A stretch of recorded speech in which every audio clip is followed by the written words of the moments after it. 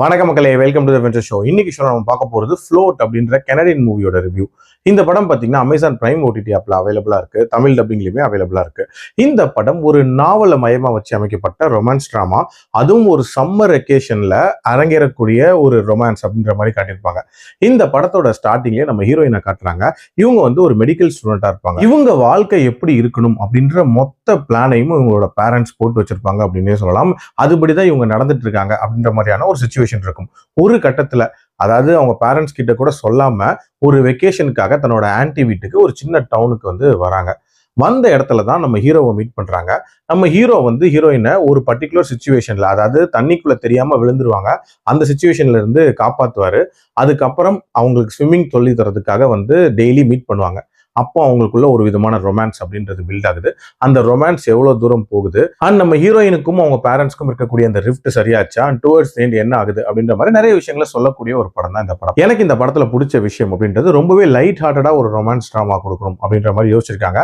அதுக்கேற்ற மாதிரி ரொம்ப சிம்பிளா ஒரு ஸ்மால் டவுன்ல இந்த கதையை ஆரம்பிக்குது அப்படின்ற மாதிரி காட்டியிருப்பாங்க. அந்த டவுன் அப்படின்றதே உண்மையிலேயே நீட்டா இருந்துச்சு. அந்த ஃபீல் குட் ஃபேக்டர் அப்படின்றதுமே ஆங்காங்கே ஒரு சில இடங்கள்ல நல்லாவே கன்வே பண்ணியிருந்தாங்க.